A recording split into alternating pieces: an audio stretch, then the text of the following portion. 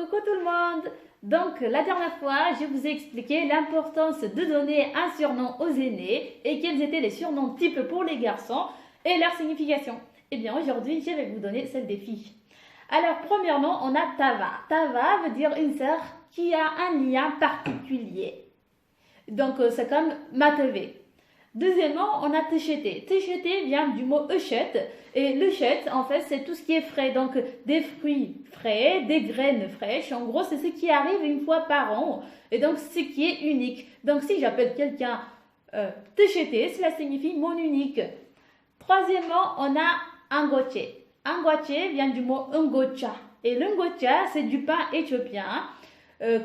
Qui, après cuisson, on va le pétrifier avec du beurre éthiopien. Le beurre éthiopien, c'est-à-dire les vaches d'Éthiopie ne sont pas de même race que celles d'Europe. Et du coup, leur lait et leur beurre, il est très différent en fait.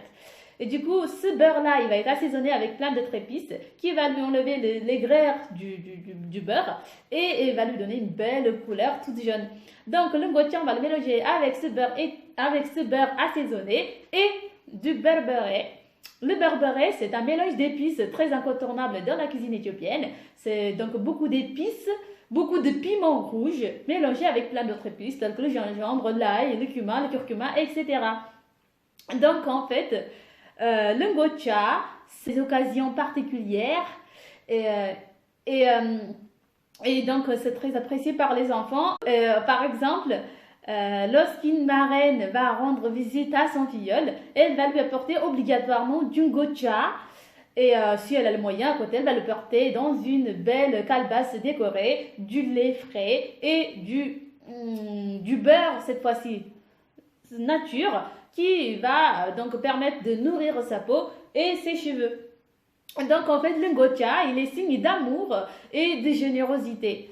Donc, si on appelle quelqu'un un goché, cela signifie celle qui est là pour moi en toutes circonstances, celle qui me donne son amour, qui va me nourrir, me faire boire, etc.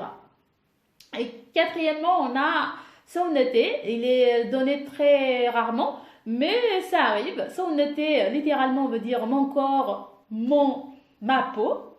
Et, et donc, ça veut dire celle qui est très proche, très indispensable à mon existence.